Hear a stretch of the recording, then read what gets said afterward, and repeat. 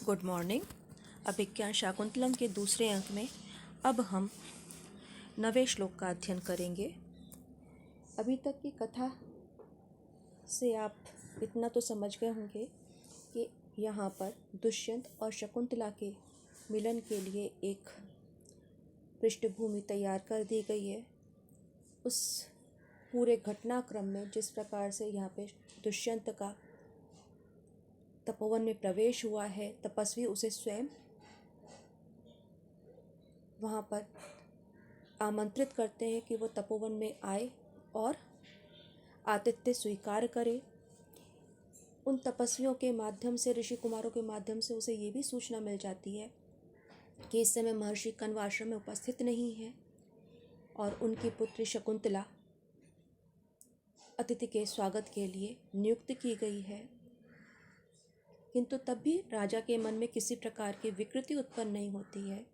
उसके प्रति कोई आकर्षण उत्पन्न नहीं होता। किंतु जब वो वहाँ प्रवेश करता है और शकुंतला और उसकी सखियों को देखता है तो उसके प्रति उसके मन में जो एक स्वाभाविक ऐसे रूपवती को देख करके जो एक आकर्षण उत्पन्न होता है, उसके साथ साथ उसे पत्नी के रूप में प्राप्त करने की आकांक्षा उत्पन्न होती है। वो समस्त घटनाओं का, दृश्यों का संयोजन बड़ी स्वाभाविक रूप से किया गया है। अब यहाँ पर राजा क्योंकि शकुंतला को देखने के बाद से उद्विग्न है, उसे प्राप्त भी करना चाहता है, प्राप्ति की आशा भी उसके मन में प्राप्त हो गई है कि हाँ, ये ऋषि कन्या है, ये विश्वामित्र की संतान है, विश्वामित्र और मेनका की, तो संभव है कि मेरा इससे मिलन हो जाए। और जब वो उसके सौंदर्य का वर्णन कर रहा है, क्योंकि विदूषक को ये विश्वास नहीं होता कि वास्तव में इस तपोवन में कोई ऐसी कन्या हो सकती है जिसके प्रति राजा इस प्रकार से अधीर हो रहा है, तो राजा उसे कहता है तुमने उसे देखा नहीं है, इसीलिए इस प्रकार की बातचीत करते हो। यह कि उसके बारे में अधिक क्या कहूँ। चित्रे निवेश परिकल्पित सत्व योगा रूपोच्चयन मनसा विधिना कृतानु स्त्री रत्न सृष्टि अपरा प्रतिभाति सा में धातु विभुत्वम अनुचिंत्य वपुश्च तस्या। यहाँ पर वो उसके सौंदर्य का एक प्रकार से जो बखान कर रहा है, कह रहा है ऐसा लगता है कि जब हम किसी चीज़ को बिल्कुल परफेक्ट बनाना चाहते हैं, हम उसको उसकी पूर्णता पर, उसके पूर्ण संस्कारित रूप में, परिष्कृत रूप में हम देखना चाहते हैं, तो बारंबार हम उसके अंदर संशोधन करते हैं और उसकी हम पहले से तैयारी करते हैं। कोई पेंटिंग भी बनानी है तो पहले उसके लिए चित्र खींचता है जो चित्रकार है, उसके बाद उसमें सोच विचार करके जो रंग संयोजन है, उसकी जो कलर स्कीम है, उसको वो विचार करता है, उसकी वो एक कल्पना करता है और उसके पश्चात वो उसके अंदर रंग भरता है, उसके भावों को उसी प्रकार से, उसके चेहरे की भावों को उसमें वो उभारता है, उसी प्रकार से वो लकीर। तो वहाँ पर ऐसा नहीं है कि उसने बस बना दिया, कह रहे कि ऐसा प्रतीत होता है कि विधाता ने भी बहुत सोच विचार करके ही इस स्त्री रूपी रत्न की सृष्टि है, क्योंकि चित्रे निवेश परिकल्पित सत्व योगा रूपोच्चयन मनसा विधिना कृतानु स्त्री रत्न सृष्टि अपरा प्रतिभाति सामे धातु विभुत्वम अनुचिंत्य वपुश्च तस्या। अब यहाँ पे इसका जब हम अन्वय करते हैं तो इसमें हम देखते हैं कि पहले तो अगर आप पहली पंक्ति देखें तो कहते हैं चित्रे निवेश परिकल्पित सत्व योगा, कि चित्र बनाकर, चित्र निवेश, उस चित्र में क्या किया उसने जो निवेश किया कि परिकल्पित सत्व योगा, कि उसने अपने पहले एक चित्र बनाया और उसमें फिर उसने अपने प्राणों का संचार किया हो। किससे? रूपोच्चयन, रूप का जो समूह है। तो रूपोच्चयन से तात्पर्य क्या है यहाँ पे कि जो सौंदर्य है, उस संपूर्ण सौंदर्य को, उसके वैभव को उसने मानो एकत्रित कर लिया हो, कि संसार में या उसकी रचना में जो कहीं भी सौंदर्य बिखरा पड़ा है, उन समस्त सौंदर्य को यहाँ पर एक प्रकार से कहा कि उस समस्त सौंदर्य समूह का, की सुंदरता को एक स्थान पर उसने एकत्रित कर लिया हो। तो उस सौंदर्य को एकत्रित करके उसके समूह से बड़े ही मनोयोग पूर्वक, मनसा, बड़े ही मनोयोग पूर्वक, विधिना, विधि के द्वारा, विधाता के द्वारा उसको बनाया गया है, कृतान, उसकी सृष्टि की गई है। क्योंकि ये जो स्त्री रूपी रत्न है वो मुझे ऐसा लगता है कि ऐसा कोई अन्य इसके समान कन्या या ऐसी कोई अन्य इस प्रकार से कृति विधाता के द्वारा नहीं की गई है। और क्या विचार करता है वो? धातु विविध, धातु की यानी विधाता की। तो विधाता की जो विभुत्व है, उसका जो शक्तिमत्ता है, उसका जो सामर्थ्य है, तो धातु विभुत्वम, विधाता की सामर्थ्य,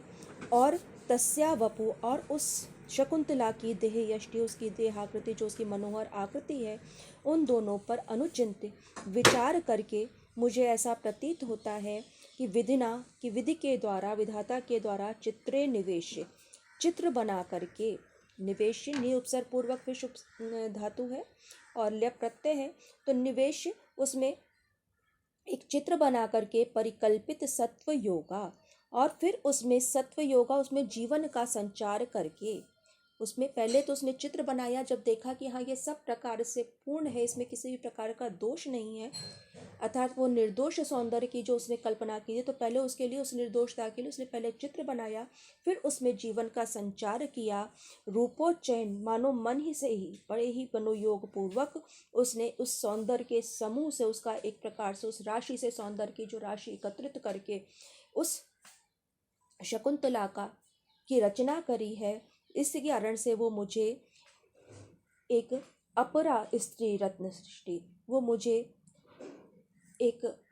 अलग ही प्रकार की विलक्षण अलौकिक स्त्री रत्न रूपी रत्न प्रतीत होती, अर्थात वो जो मैंने अभी तक जिन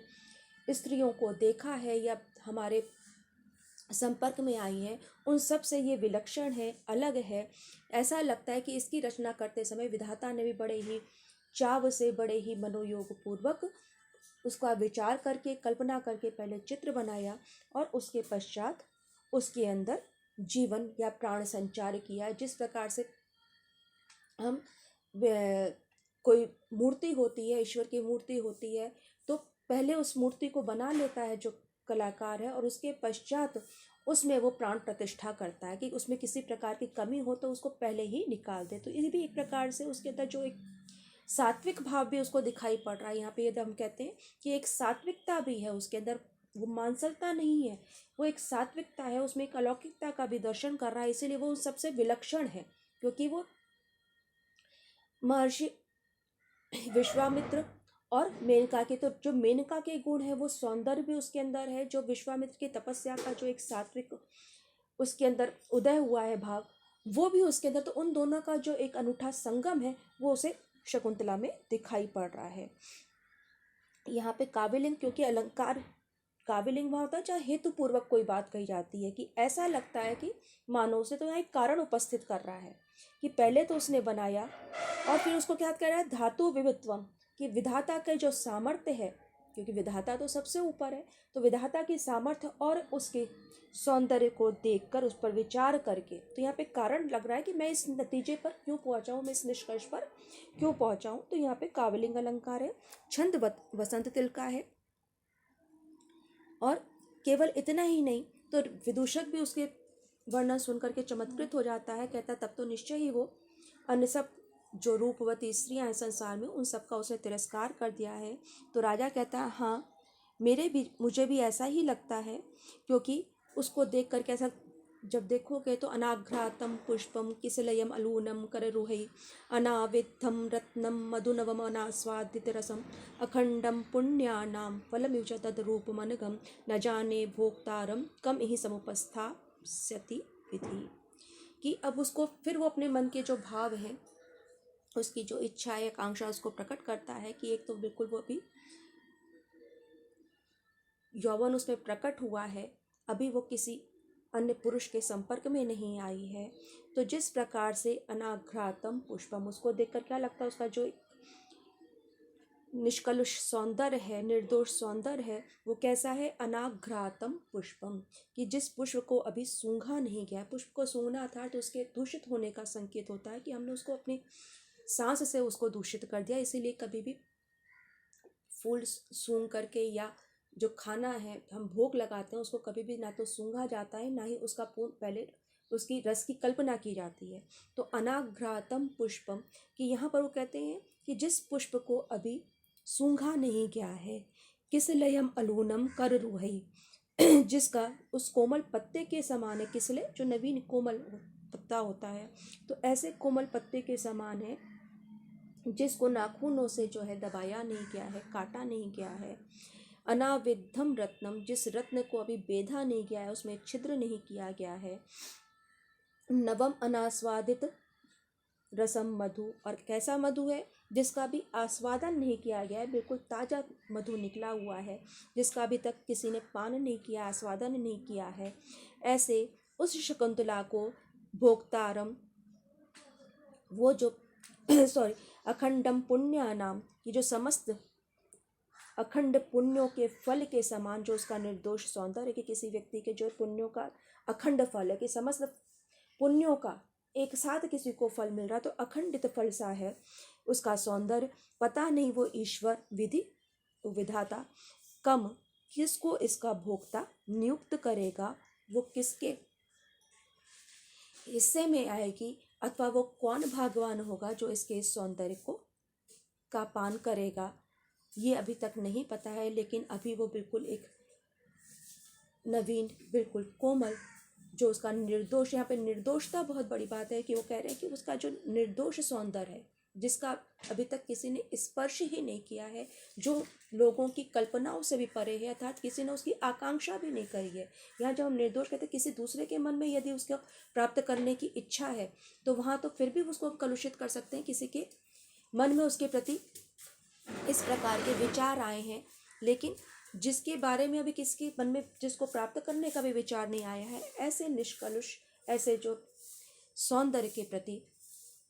या उसका विधाता किसको उपभोक्ता नियुक्त करेगा, किसके कौन उसके विवाह के लिए नियुक्त किया गया है, पता नहीं। यहाँ पर इधर से निकाल लें कि यहाँ पर शिखरणी छंद है, और जो सौंदर्य की जो पराकाष्ठा होती है, यहाँ पर एक प्रकार से इसका यहाँ बखान किया गया है। ये सुनकर के विदूषक के मन में आता है, तब तो आप इसको बचा लीजिए, क्योंकि यहाँ पर रहेगी तो किसी न किसी तपस्वी की भार्या बनेगी, तब तो आप इसका उद्धार करिए। एक प्रकार से जो परिहास यहाँ पे चल रहा है, तो वो राजा को ये भी संकेत कर रहा है, या उसके जो मनोभाव है उसको पढ़ने के लिए, वो उसको प्रति जो आकर्षण जो दिखाई पड़ रहा है उसको भी वो जानना चाहता है। तो राजा कहता है कि नहीं, इस मामले में वो पराधीन है कि महर्षि कण्व उसको किसको सौंपेंगे, किसके साथ उसका पाणी ग्रहण करेंगे, कन्यादान करेंगे, ये पता नहीं है। और फिर राजा फिर उसके कहता है कि विदूषक कहता है कि नहीं, आपके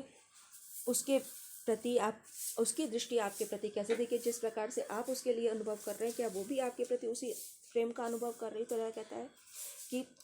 सत्य ये है कि स्त्री है, तापस वाला है, वो इस प्रकार से मुखर नहीं हो सकती, लेकिन उसकी जो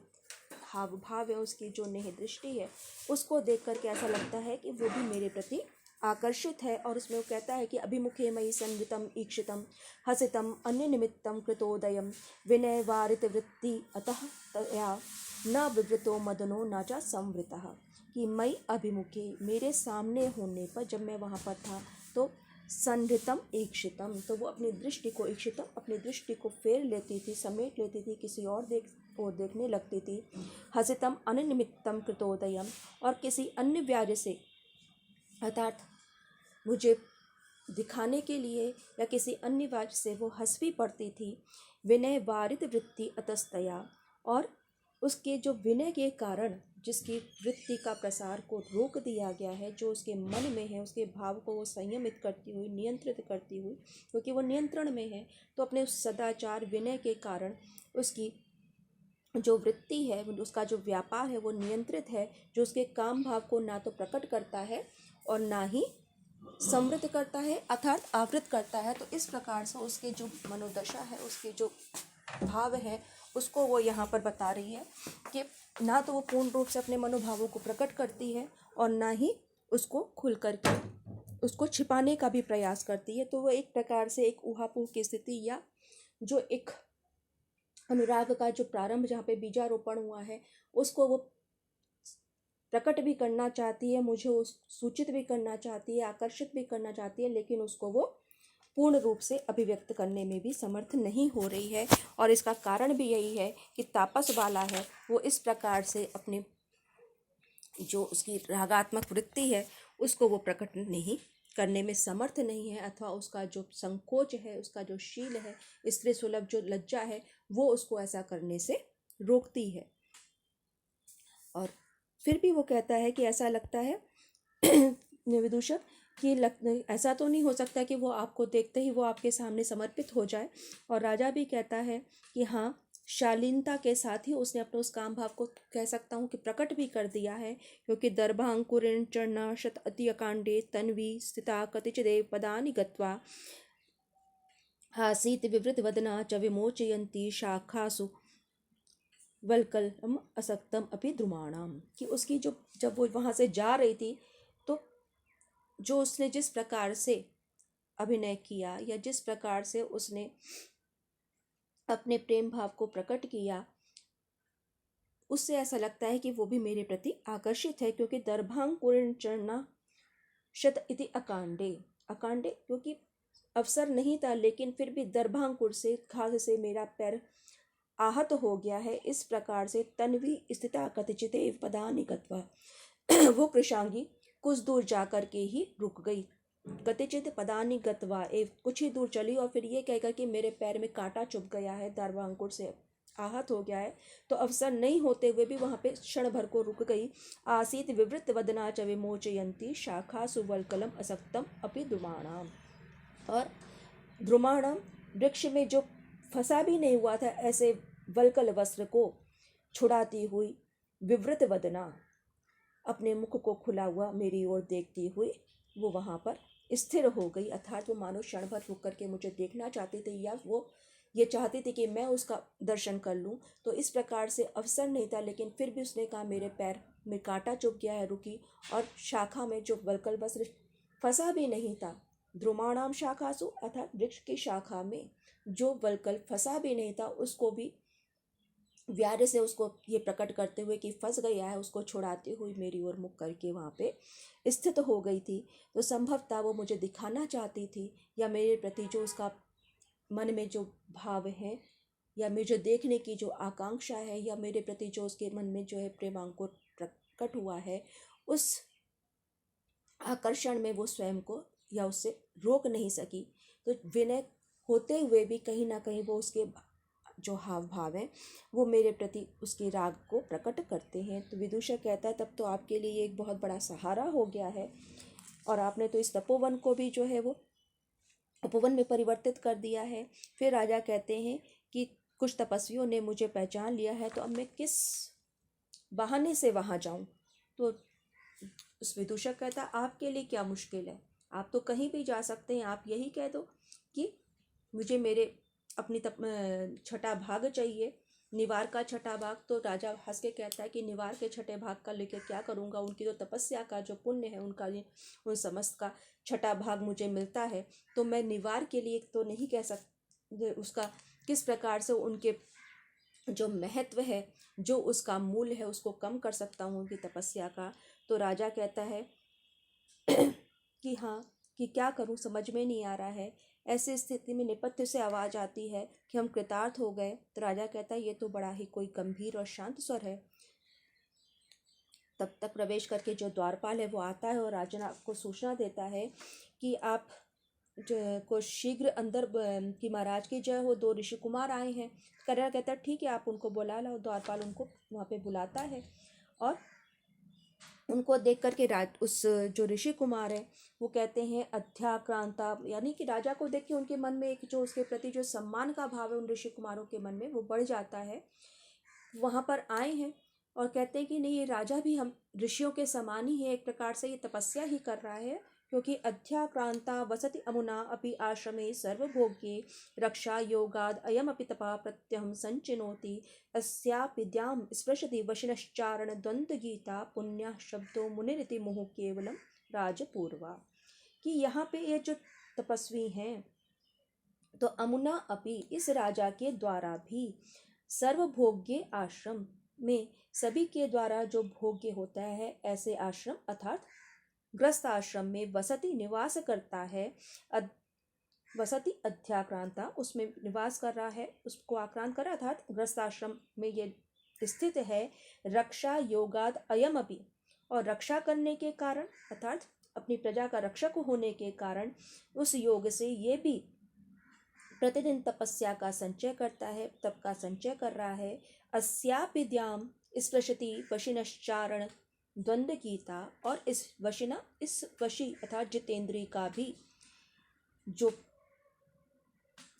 जय घोष है अथवा उसकी जो कीर्ति है वो चारण द्वंद्व गीता, चारणों के गीतों के द्वारा बार बार इसके जो पवित्र मुनि शब्द है, यहाँ पे आया पुण्य शब्दों मुनि इति मुहु केवलम राजपूर्वा, कि जो पुण्य मुनि शब्द है जिसके पूर्व राजा लगा हुआ था, राजर्षि शब्द है, वो उसके जो कीर्ति है, उसके जो यश को है वो स्वर्ग लोक तक द्याम स्पृशति अर्थात स्वर्ग लोक तक उसका स्पर्श करता है। अर्थात इसका भी जो यश की पताका है, जो हम तपस्या के द्वारा अपना यश बढ़ाते हैं ऋषि को जो है, और ये अपने रक्षा योगा प्रजा की रक्षा करने के कारण इसका यश का विस्तार स्वर्ग तक होता है, अर्थात ये वहाँ पर भी रक्षा करने में समर्थ होता है, इसकी सहायता मांगते हैं। और ये भी जैसे हम आश्रम में तपोवन में निवास कर रहे हैं, उसी प्रकार से ये भी सर्वभोग्य था, जो समस्त आश्रमों का आधार है, उस ग्रस्त आश्रम में निवास कर रहा है। तो आश्रम जो समस्त आश्रमों का आधार है उसमें रह रहा है, ये भी प्रतिदिन रक्षा योगा प्रजा की रक्षा करने के कारण, उस कर्म में निरत रहने के कारण उसका तपस्या का संचय करता है। और इसके मुनि शब्द के पहले राज अर्थात राजर्षि शब्द जो है, इसकी जो यश पताका है, इसके गुणों का बखान चारणों के गीतों के द्वारा द्युलोक का स्पर्श करने वाला है। तो इस प्रकार से ये भी ऋषियों से कोई बहुत अधिक भिन्न नहीं है, ये भी एक प्रकार से अपने कठोर तपस्या में ही लगा हुआ है, कठिन जीवन व्यतीत करता है। तो दूसरा भी उसको कहता है कि हाँ, इसमें कोई आश्चर्य की बात नहीं है, क्योंकि नैतचित्रम यदयम उददिश्याम सीमाम धरित्रीम एकः कृत्स्नाम नगर परिगप्रांशु बाहु भुनक्ति आशंसन्ते समितिषु सुराबद्ध वैराहि दैत्यै अस्य अधिज्ये धनुषि विजयम पौरुहूते च वज्रे। कि हाँ, इसमें कोई भी आश्चर्य नहीं। नैतचित्रम यद अयम उददिश्याम सीमाम धरित्रीम, कि इसकी जो भुजाएं हैं वो कैसी है, नगर द्वार जो है उसकी अर्गला के समान, अर्गला कहते हैं कि जो द्वार पर बेड़ी लगा दी जाती है जिससे उसकी जो है मजबूती बढ़ जाती है, सुरक्षा बढ़ जाती है, कहते हैं नगर द्वार की अर्गला के समान। नगर परिग प्रांशु बाहु, कि नगर द्वार की अर्गला के समान इसकी जो प्रांशु बाहु, जो इसकी विशाल भुजाएं हैं, उसके कारण ये अकेला ही उददिश्याम सीमाम धरित्रीम, समुद्र से नीली सीमा युक्त वाली संपूर्ण पृथ्वी का पालन करता है। एका अकेले ही कृत्स्नाम संपूर्ण धरित्रीम, संपूर्ण पृथ्वी का पालन करता है। एतत् न चित्रम, इसमें कुछ भी आश्चर्य नहीं है कि ये अकेला ही अपनी भुजाओं के द्वारा समुद्र पर्यंत, तथा समुद्र जिसकी सीमा है और समुद्र का रंग नीला प्रतीत होता है, उस नीली सीमा वाली उददिश्याम, उदधि के कारण श्यामल सीमा रेखा वाली संपूर्ण पृथ्वी का भोग करता है। एतत् न चित्रम, इसमें कुछ भी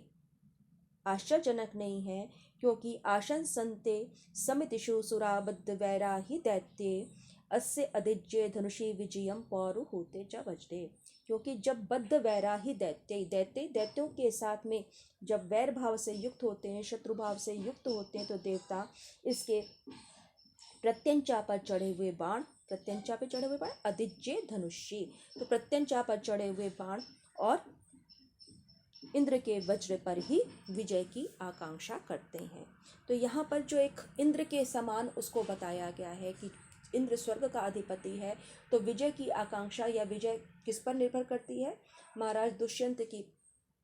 प्रत्यंचा चढ़े हुए बाण से वो विजय की आशा रखते हैं, या पौरुहूते वज्र अथवा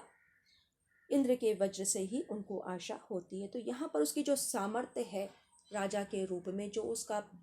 यश है, कीर्ति है, उसका यहाँ पे वर्णन मिलता है कि किस प्रकार से प्रजा के मन में उसके लिए सम्मान है, उसके प्रति आस्था है, उसके प्रति प्रेम है। उन सारी बातों को हम यहाँ पर देखते हैं। और दोनों फिर कहते हैं कि महाराज की जय हो। राजा भी उनकी कुशल क्षेम पूछता है, और फिर उसके पश्चात वो कहता है कि आश्रम में आप यहाँ पर आए हुए हैं, इस बात का ज्ञान आश्रम वासियों को हो गया है। तो राजा कहते क्या आज्ञा है मेरे लिए? तो कहते कि इस समय महर्षि कण्व आश्रम में उपस्थित नहीं है, इसलिए राक्षसों को ये अवसर प्राप्त हो गया कि वो हमारी यज्ञ क्रियाओं में बाधा उपस्थित कर रहे हैं, उसको दूषित कर रहे हैं। और क्योंकि जब ऋषि तपस्या में प्रवृत्त होते हैं, यज्ञ होम इत्यादि करते हैं, धार्मिक क्रियाएं संपन्न करते हैं, तो उसमें हिंसा का स्थान नहीं होना चाहिए। तो इसलिए आप कुछ दिन यहाँ पर रुकें और इस आश्रम की रक्षा का भार ग्रहण करें। तो विदूषक कहता है कि हाँ, आपकी ये जो इनकी ऋषियों की प्रार्थना है वो आपके मनोनुकूल है, तो आप निश्चय ही यहाँ पर। तो कहता है ठीक है, कहना कि मेरा धनुष और बाण ले आओ, मैं आप लोगों की रक्षा के लिए प्रस्तुत हूँ। दोनों प्रसन्न हो जाते हैं और राजा को आशीर्वाद देते हैं कि आपका ये जो व्यवहार है, आचरण है, वो पूर्ववंशियों के वंशज के समान ही है, क्योंकि वो जो पूर्ववंशी हैं वो आपन्न भय सत्रेषु दीक्षिता। आपन्न भय अर्थात जो आपत्तिग्रस्त हैं, ऐसे व्यक्तियों को अभय प्रदान करने में, उन्हें निर्भय करने में दीक्षित हैं। राजा प्रणाम पूर्वक उनके आशीर्वाद को ग्रहण करता है, वो भी उसे विजयी होने का आशीर्वाद दे देते हैं। फिर राजा कहती है कि तुम्हारे मन में, वो विदूषक से पूछता है कि तुम्हारे मन में शकुंतला को देखने की आकांक्षा है? तो कहता है कि पहले तो बहुत अधिक थी, लेकिन अब राक्षसों के उल्लेख के कारण मेरी तो अब बिल्कुल इच्छा नहीं रह गई है। तो राजा कहता है ठीक है, तुम मेरे पास ही रहना। तो विदूषक उसके उस हास परिहास के साथ उसकी स्वीकार कर लेता कि हाँ, वो भी आश्रम में चलेगा। इधर द्वारपाल आकर के सूचना देते हैं कि महाराज दुष्यंत की माता ने कोई यज्ञ किया है, जिसके पारण के लिए पुत्र की वहाँ होना आवश्यक है। तो राजा कहता है इधर तो आश्रम वासियों की रक्षा के लिए मुझे कहा जा रहा है, उधर माता की भी आज्ञा को मैं नहीं कर सकता हूँ। तो दोनों जो कार्य हैं वो भिन्न भिन्न देशों में होने के कारण मैं दोनों जगह कैसे उपस्थित रहूँ, क्योंकि प्रजा की रक्षा का कार्य भी मेरा ही है और उधर माता की आज्ञा का भी मैं उल्लंघन नहीं कर सकता हूँ। फिर वो विदूषक कहता है कि ठीक है, तुम नगर में जाओ और जो उनके पुत्र कर्तव्य है उसको तुम मेरी ओर से संपन्न करो, क्योंकि तुमको भी माता बिल्कुल अपने पुत्र के समान ही समझती हैं। तो विदूषक बड़ा प्रसन्न हो जाता है और कहता है कि ठीक है, मुझे बिल्कुल, मैं राजकुमार की तरह यहाँ से जाना चाहता हूँ। तो कहता है ठीक है, तुम सारी सेना को भी ले जाओ, और राजा स्वयं वहाँ पर रुक जाता है। फिर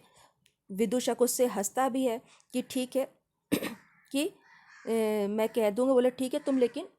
ये सारी बातें शकुंतला विषय कोई बात तुम अपने दिमाग में इसको गंभीरता से मत लेना या किसी के सामने उल्लेख मत करना, क्योंकि वो तो मैं परिहास कर रहा था। वास्तव में इस तापस कन्या में मेरी कोई रुचि नहीं हो सकती, क्योंकि क्वा वयम क्वा परोक्ष मन्मथो मृगशावै समेदितो जने